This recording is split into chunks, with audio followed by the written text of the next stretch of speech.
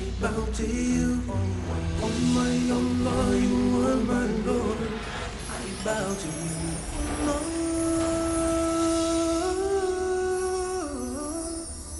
Allah, oh my Allah, you are my Lord. I bow to you. Oh my Allah, you are my Lord. I bow to you. Oh my Allah, you are my Lord. I bow to you. Assalamu alaikum wa rahmatullahi wa barakatuh. Alhamdulillahi rabbil alameen. Wa sallallahu wa sallam wa baraka ala abdihi wa rasulihi nabina Muhammad wa ala alihi wa sahbihi ajma'een. Amma ba'd. Ahlan wa sahlan wa marhaban bikum.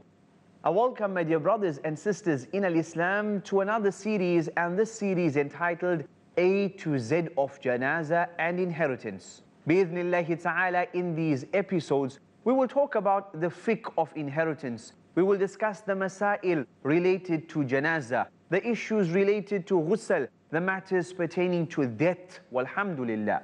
Ya Abdullah, Ya Amatallah. We will also discuss the issues when it comes to inheritance distribution. Who are the heirs? What amounts would they inherit? We will talk about matters which would prevent the heirs from inheriting anything. Ya Abdullah, Ya Amatallah. We all know that life in and of itself, it is a temporary existence. And as someone said, life is a terminal illness because it's going to come to an end. Ya Abdullah, Ya Amatallah. This dunya means something close to something else. Dunya is very short in comparison to the hereafter, the akhirah, that will last forever. Ya Abdullah, Ya Amatallah. Every single one of us, we will live and we will die. And we will return back to Allah subhanahu wa ta'ala, and we will have to answer, what did you do in this world? What did you do with your youth? What did you do with your money? How did you spend your money? Brothers and sisters, the matter of death, as has been said, كَفَى بِالْمَوْتِ وَعِظًا. It is enough that death is a counsel. It is enough that death is an admonishment. And Ya Abdullah, Ya Amatallah, many of the Salaf would say that if they attended a janazah salah, then you would see the effect of the janazah salah on the faces of the people who attended for like maybe weeks, because they attended a janazah salah. Unfortunately, many a times today, at the graveyard, the brother is on his WhatsApp. At the graveyard, he's chatting with someone. At the graveyard, while they're burying the body, he's engaged in a conversation, some business deal. Allahu musta'an. Ya Abdullah, Ya Amatallah. One day we all have to go. We have to go back to Allah. And A is for Allah subhanahu wa ta'ala. Inna lillah wa inna ilayhi raji'un. To Allah we belong, and to Him we return. And what's the final words on our tongues, bi-idhnillahi ta'ala, that we want to say before we leave this world? We want to say, La ilaha illallah, Muhammadur Rasulullah. Whoever, his last words are these words, then bi-idhnillahi ta'ala, he will enter into paradise. Ya Abdullah, Ya Amatallah. A for Allah subhanahu wa ta'ala. He is our creator, He is the Khaliq, He is the Raziq. And one day, we all have to go back to Him. Many of us, we say, MashaAllah, we love Allah subhanahu wa ta'ala. But when it comes to the matter of death, then for example, we want to step back. If for example, someone was saying, whoever wants to die, Yalla Bismillah, let's go. And you go back to Allah, and you go into paradise. We ask Allah for Jannah, but nobody wants to die. Ya Abdullah, Ya Amatallah, even the atheist believes in death. It is something that every single one of us has to taste. Kullu nafsin dha'iqatul maut, Allah states, every single soul will taste death. Whether it would be easy, whether it would be difficult, whether you're going to something better, a realm which is better, or you're going to somewhere where it's only disaster, that's up to you. How you live your life in this world depends what you get in the hereafter. You will get a pit from amongst the pits of Jahannam in your grave, or you get one of the palaces of paradise, bi-idhnillahi ta'ala. A for Allah subhanahu wa ta'ala. He created us, and to Him we return. We know that Sulaym radiyallahu ta'ala anha, her son had passed away. She said to her husband, that what do you think about the people, they borrowed something, and when the time is up, they need to return the item, they do not want to return it. So the husband said, that's wrong. They should not do that. That's impermissible. So she said, well, Allah subhanahu wa ta'ala has borrowed to us. He lent us this kid. The kid at the end of the day belongs to Allah. And now Allah has taken the kid back. Ya Abdullah, Ya Amat Allah, to Allah we belong, and to Him we will return. Brothers and sisters, A for Allah. As for B, then B is for the barzakh, the stage between the life of this world and the hereafter. When we are in our graves, or even if you're not in your grave, if someone was eaten up by a lion, he is still in the state of barzakh. Between the life of this world and the hereafter, we have the state of barzakh. Barzakh means a barrier. It's a barrier between this world and the hereafter. We ask Allah subhanahu wa ta'ala in that state of barzakh to give us the best, to forgive our sins and give us from His mercy. Wallahu a'lam. Ya Abdullah, Ya Amat Allah. B is also for brainstem death. So you have a brother, he was involved in an accident and subhanallah, he is in a deep coma. And the doctors have said in reality he is brainstem dead. They phone you up and they ask you, can we switch off the ventilator? Can we switch off the machines? Because they say that our father is brainstem dead. The question is, if we switch off the machine, does it mean that we have killed him? Or is it that he's already dead? So switching off the machine has no bearing on the matter.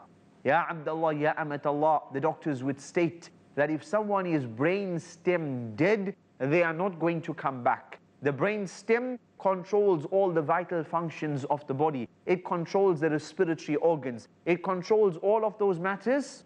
And there's never been a single case of anyone coming back after being declared brainstem dead. Maybe, for example, the man came back from a coma. Maybe, for example, the person came back from other matters, but not after they've been diagnosed correctly brainstem dead. So, Ya Abdullah, Ya Amat Allah, if someone has been declared brainstem dead, it would be permissible to switch off the machine, and that's the resolution of the Islamic Fiqh Academy.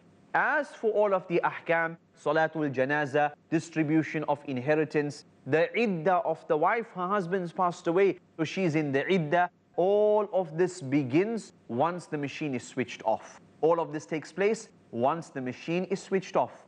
As for stages before brainstem death, for example, someone was in a coma, but they've not reached the level of brainstem death, then they are still alive, walhamdulillah, and we have to keep on the machine if it is required, bi'idhnillahi ta'ala. So A was for Allah subhanahu wa ta'ala. B was for the barzakh, and B also for brainstem death. Ya Abdullah, Ya Amat Allah, when it comes to inheritance, B is for your blood relatives. And we'll talk more about them when we talk about C, and C is for children.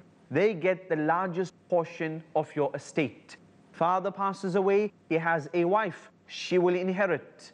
As for his kids, they would get the largest portion. Even the man who passed away, his parents do not get as much as his own kids. Your kids, they get the largest portion, walhamdulillah. If, for example, they are sons and daughters, then they will share the inheritance, whatever remains at the end. After the fixed heirs are given their share, then the kids will take the rest and they will share it 2 to 1. 2 shares for the sons and 1 share for the daughters. So, for example, if there was 500,000 and there's 2 sons and 1 daughter, then each son will get 200,000, and the daughter would get 100,000. Walhamdulillah. Ya Abdullah, Ya Amat Allah, the wisdom in this matter is, for example, that we know that the son, he has to obviously get married, he has to pay mahar, and he has to go out, he has to work, he has to look after his own father and his mother. His own sisters, if they are unmarried, there's no one to look after them, it is his responsibility to look after them. He gets married, he has kids, he has to look after them. Whereas his sister, if she inherits, she has to only look after herself. She does not have to spend anything financially on her parents, nor on her brothers, nor on her own kids, nor on her husband. Her husband looks after her. So there's great wisdom in the Sharia setting out matters like this. Another point would be that usually the guy would go out and use his money and do business and make it move in society. Whereas many a times the female, she would save the money, keep the money, maybe buy some jewelry or something of the sort, save it for the home. His money is having a greater effect on the society out there. It's benefiting more people, it's moving in the society. Whereas her money usually kept for herself or her close family. Ya Abdullah, Ya Amatallah, and that matter mentioned in the Noble Quran. وَلِلذَّكَرِ مِثْلُ حَظِّ الْأُنْثَيَيْنِ. And for the male is twice what the female's been given, insha'Allah. C is also for crying. When someone passes away, are we allowed to tear? Are we allowed to cry? The answer is yes, brothers and sisters. It is only out of love. It is only due to the fact that they have departed from us that we tear. Muhammad sallallahu alaihi wasallam even teared when his son Ibrahim had passed away. He said, إِنَّ الْعَيْنَ لَتَدْمَعْ وَإِنَّ الْقَلْبَ لَيَحْزَنْ وَمَا نَقُولْ إِلَّا مَا يُرْضِي رَبَّنَا. We are saddened by your departure, and our eye tears, our heart is sad, but we only say what is pleasing to Allah subhanahu wa ta'ala. So there is no issue in crying, but there is an issue with wailing and lamenting and screaming and woe and why have you died, and why did Allah take you away, and why is this happening to me? Ya Abdullah, Ya Amatallah, observe sabr, observe patience, and you will be rewarded insha'Allah. The individual who screams and shouts like this, is that an example of sabr? No. In reality, that person would be sinful for that matter. Allahu musta'an. The Messenger sallallahu alaihi wasallam states, the matter of the believer is brilliant in that if he goes through good times, he praises Allah and it's good for him. If he goes through bad times, he observes sabr, and that is also good for him. Ya Abdullah, Ya Amatallah. C is also for condolences. Someone passes away, and so we offer our condolences to the family. We say, for example, may Allah subhanahu wa ta'ala ease you people's difficulty. May Allah subhanahu wa ta'ala grant you people khair. May Allah subhanahu wa ta'ala grant your heart's contentment. May Allah subhanahu wa ta'ala grant the deceased Jannatul Firdaus. Say whatever words it might take for you to, decrease the amount of hurt, the amount of pain on the hearts of those who have lost their loved ones. The Messenger sallallahu alaihi wasallam would visit those who had a loved one pass away, and he would offer the same, offer the condolences. Walhamdulillah. Ya Abdullah, Ya Amatallah. D is for what? D is for decorations.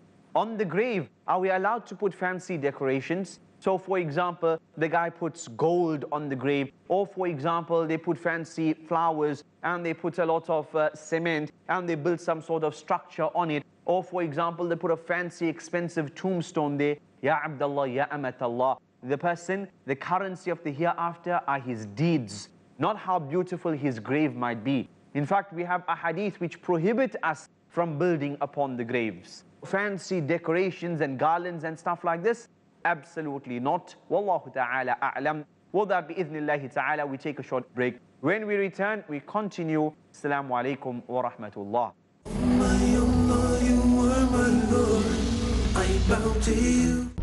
There is a need to see what Islam says about human rights, Kindness and care, justice for peace, human brotherhood. the book of Allah, the glorious Quran, and the Sunnah of the Prophet sallallahu alaihi wasallam. Protecting humanity at large and promoting peaceful coexistence. These are the two main sources for getting the human rights. Dr. Ahmad Ibn Saifuddin. Islam has come with a complete system of protecting human rights under the Sharia. Realize the progressive Islamic insights in human rights, a Muslim perspective, every Monday at 7 p.m. and repeat telecast at 10 a.m. India on Peace TV. A friendly message by Dr. Zakir. Way to salvation.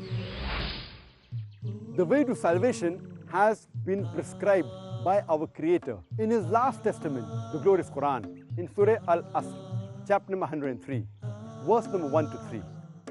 Wal Asr, by time. Innal insana lafi khusr. Indeed, mankind is in loss. Illa allazina amanu, except those who have believed. Wa amilu salihat, and done righteous deeds. وَتَوَاصَوْا بِالْحَقِّ, and advised each other to truth. وَتَوَاصَوْا بِالصَّبْرِ, and advised each other to patience. There are minimum 4 criteria required for any human being to enter Jannah, that is paradise. These are Iman, that is faith, Amal Salihat, that is righteous deeds, وَتَوَاصَوْا بِالْحَقِّ, that is advising each other to truth, that is Dawtul Islam, calling people to submit to God, and وَتَوَاصَوْا بِالصَّبْرِ, advising each other to patience. Its significance has been emphasized by Imam Shafi, who said, if people were to ponder on the surah, it would have been sufficient for their salvation. Peace TV, the solution for humanity. Zain Bhika and Daud Wansby Ali. Hey kids, time is very precious. This life is a gift from Allah. Utilize this gift for here and hereafter. Enjoy this gift in the light of the Quran and Hadith. Enjoy Islam with us, Zain and Dawood. Enjoying Islam with Zain and Daud. Next on Peace TV. My Allah, you are my Lord, I bow to you. Assalamu alaikum wa rahmatullahi wa barakatuh. Ahlan wa sahlan wa marhaban bikum. We continue bi'idhnillahi ta'ala. Ya Abdullah, Ya Amatallah, our topic of discussion A to Z of Janaza and inheritance. Walhamdulillah, we all know that every single one of us has to take this journey to Allah subhanahu wa ta'ala. The Messenger Muhammad sallallahu alayhi wa sallam would state that increase your remembrance, increase your mention of the destroyer of pleasures. And what is it? It is none other than death. Zimil ladhat, that which is the cutter of desires. Because when someone talks about the matter of death, then Ya Abdullah, Ya Amatallah, that sweet food, whatever you're eating, it also loses its taste. For verily we all know that one day we have to take this journey. And what have we prepared for this journey? As has been said, the journey is very long. And how much of zad do we have? How much of provision have we taken for that journey? Allahu musta'an. A is for Allah subhanahu wa ta'ala. B for the barzakh. B was also for brainstem death. We discussed C and we talked about your children, and they are the ones who get the largest portion of your estate. We discussed, Ya Abdullah, Ya Amatallah, the matter of condolences. Offer your condolences when someone's passed away. The letter D, insha'Allah, and D is for what? D is for debt. And in reality, as has been said, debt equals death. Allahu musta'an.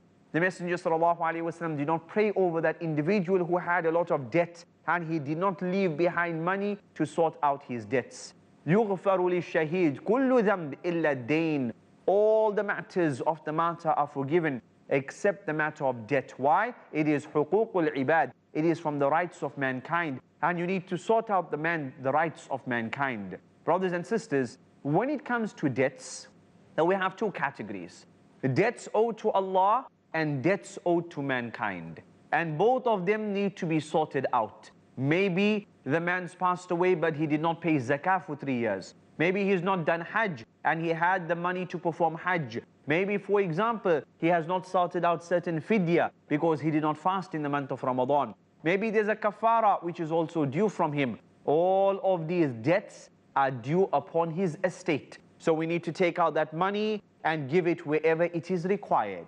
And then debts to mankind, maybe he owes Salman some money. Maybe he owes the municipality money for his light account, water account. Maybe, for example, the rates are due and he needs to sort that out. So, Ya Abdullah, Ya Amatallah, debts are divided into two categories. Debts to Allah subhanahu wa ta'ala and debts to mankind. And both of them must be sorted out. Ya Abdullah, Ya Amatallah, once we sort out the debts, then the amount of money which remains, then we will distribute that after sorting out the wasiyyah, after sorting out the funeral expenses, insha'Allah. So D was for debts. And D was also for decoration. No fancy decorations on the grave.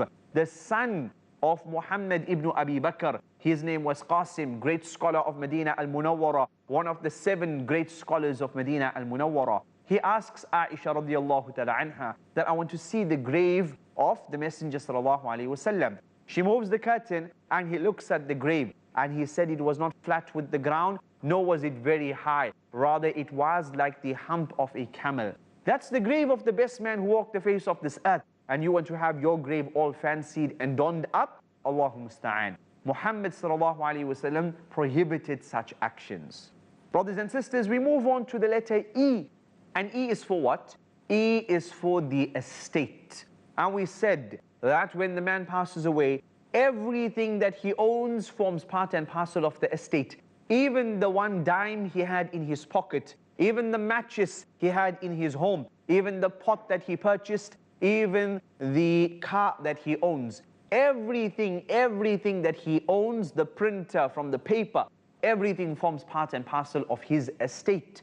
Then from the estate, we need to sort out debts to Allah and debts to mankind. Once that is sorted out, then we take out an amount of money to pay for the funeral expenses. If one of the family members says, I will pay for the funeral expenses, mashallah. But if none wants to do it, we sort out the funeral expenses from the man's own estate. Then whatever remains, we sort out from 1/3 the wasiyah, if he's made a wasiyah. Maybe he's made a wasiyah to give a little bit of money to the masjid, maybe a little money to the orphans, maybe some amount of money to, for example, a bursary, whatever it might be. We sort out the wasiyah if he has made a wasiyah from 1/3. We don't go more than 1/3. That's the default rule, inshallah. And then after the wasiyah sorted out, funeral expenses sorted out, the debts to mankind and debts to Allah are sorted out, if there's anything which remains, and whatever remains, then that is distributed amongst his heirs. Heirs are the people who will inherit from him, as per the noble Quran, Surah An-Nisa. It's not that you choose who you want to give your money to. Absolutely not. Ya Abdullah, Ya Amatallah. Allah subhanahu wa ta'ala did not leave this matter up to us. Whether you have a will, whether you don't have a will. If you have heirs, they will get their shares based upon what Allah revealed in the noble Quran. A man could have 5 sons, and he writes in his will, I want all my money to go to my eldest son, Ahmed. When he dies, according to the Sharia, would we give all of his money to Ahmed? No. We will give every single one of his sons. They will all get an equal share, just like Ahmed. Ya Abdullah, Ya Amatallah, whether you cry, whether you die, whether you scream, whatever you do, your estate will be distributed as per the noble Quran, how Allah subhanahu wa ta'ala set it out. Why? Because at the end of the day, that wealth does not even belong to you. It belongs to Allah subhanahu wa ta'ala. Everything belongs to Allah. Allah says in the noble Quran that you spend of the wealth which Allah gave you. وَمِمَّا رَزَقْنَاهُمْ يُنْفِقُونَ. And spend of what Allah gave you. It belongs to Allah. You are here just to use it and then you go. And then the next person borrows it, uses it, and then he goes. Ya Abdullah, Ya Amatallah. And if, for example, it was left up to man, then they would cause oppression, zulm. Give this family member, don't give that family member. I like this daughter, I don't like that daughter. I want to give to the grandkids, I don't want to give to my own kids. Ya Abdullah, Ya Amatallah, we would have fitna and fasad. As it is, we have so many issues with inheritance, while Allah has set it out clearly in the Quran. Imagine if people had to choose and do as they wanted, it would be 1,000,000 times worse. Ya Abdullah, Ya Amatallah. Why did Allah set it out clearly in the noble Quran? Why? Because Allah knows. If people don't pray, if someone's not paying his zakah, if someone's not fasting in the month of Ramadan, we'll make an issue. But when it comes to money, we might even spill blood, even if it be our own brothers and our own sisters. Allahu musta'an. So to avoid all of that, Allah knows, وَتُحِبُّونَ الْمَالَ حُبًّا جَمًّا. And you love wealth, a great loving for that wealth. So Allah knows that. And thus Allah set out the regulations, the rules for inheritance distribution. Walhamdulillah. An example. Someone dies and he leaves behind a father and a mother, a wife, and a son and a daughter. Someone died, so it's Ahmed, for example, who died. We don't really need to know who died. But nonetheless, Ahmed passed away. He left behind a father, a mother, a wife, and a son and a daughter. So let's see. The father is a fixed heir in this scenario. How much does he get? He gets 1/6 of the estate. The whole estate, like a pie, and we give him 1/6 of the full share. And the mother, she also gets 1/6 of the full estate. And then the wife, because the deceased had kids, the wife gets a smaller share and she gets 1/8 of the entire estate.